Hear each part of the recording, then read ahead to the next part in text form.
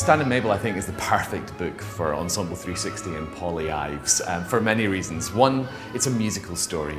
It's about a dog and a cat who are sort of neglected by their owners. They live in a big tower block, but they decide to make their lives better. They want to set up an animal orchestra and go and perform in the world-famous La Scala Opera House in Milan.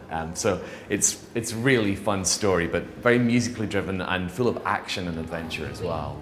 I like the beat of the beat. I like the beat of the beat. I like the beat of the beat. I like the beat of the beat. I think the highlights of Stan and Mabel really are just the fusion of the imagery and the story from the book with the music. It really helps that many of the animals in the story play instruments that you find in Ensemble 360. So for instance, the horse in the story, Houston, he plays the bassoon, and we have a bassoon in Ensemble 360. Likewise, Rhodey the duck plays the oboe. So we can make those connections between the images that the children see above the ensemble and actually the players on stage. Working with Paul Risman as our children's composer in residence, we're really developing how we work with children and how these pieces involve children. Stan and Mabel, we worked out that there isn't longer than 5 minutes where the children or the audience aren't participating in some way.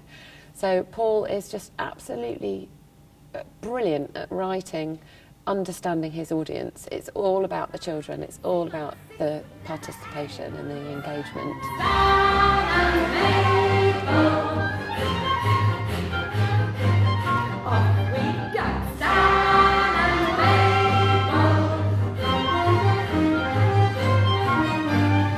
My responsibility is for the children to have an exciting and rewarding musical experience, but one which is never patronizing. It's one that challenges them and stimulates them rather than plays down to them. So actually, this piece is incredibly difficult for 360. They have to play one section at absolute top speed, you know? And I think that makes a really interesting performance aspect for the players as well on stage. I love all the sort of the journey, actually. They start off in a car and then a bus and then a train, then you get on a plane, and the music sort of gets faster and faster, and I think that's incredibly well done. I took a train to the airport.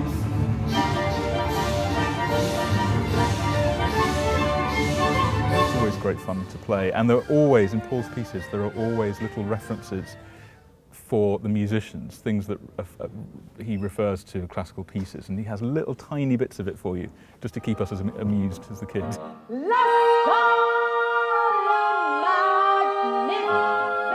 Polly is just so incredible at what she does. I find it terrifying, the thought of what she does, and it's always, she's full of energy and inspiring to watch actually doing this. It's really something. It's pretty exhausting. There's lots of singing, actions, clapping, stamping your feet, playing rhythms like a drummer. Yeah, it's pretty non-stop. I can't remember the actions, I'm just sitting here sort of going like this. There's lots of that, isn't there, in the world, and then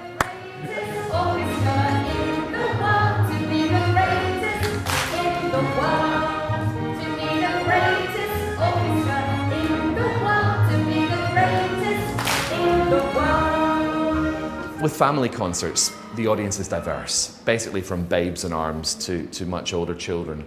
I think this story is so vivid that, and the imagery is so exciting that it would appeal to children aged, I don't know, 3 and upwards, but I could imagine a 10-year-old finding just as much fun in the music as a 7-year-old, as a 5-year-old. So, and of course, mums and dads can have a good time too at the performance. for kids to experience classical musicians firsthand as early as possible is very important. And of course, the whole point of Music in the Round is to break down those barriers that exist. If there's children who, you know, really enjoy music and want to come along from as early an age as possible, and they are happy to listen and just absorb, it's an ideal way just to get engrossed in music from a very young age.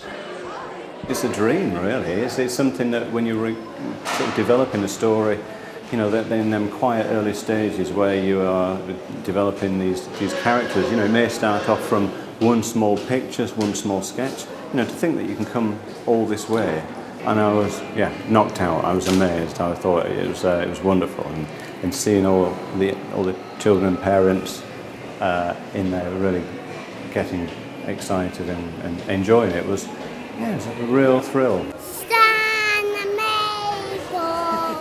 I liked the clarinet playing because I play clarinet. I was sat at the end, wasn't I? You two were sat together, but I still carried on doing all the actions, sort of on my own. But, They do a fantastic job, don't they? And Ensemble 360, it's brilliant that they're making it accessible for children. It's fantastic. This one's a bit faster, Mabel, faster. I'll come and watch it myself and bring my grandchildren. So. It was brilliant, brilliant, brilliant, brilliant, brilliant. really good music, nice songs. So yeah, really enjoyed it. I shall probably end up singing the songs all the way home now. Stan and Mabel. Today is the first time I've heard the work.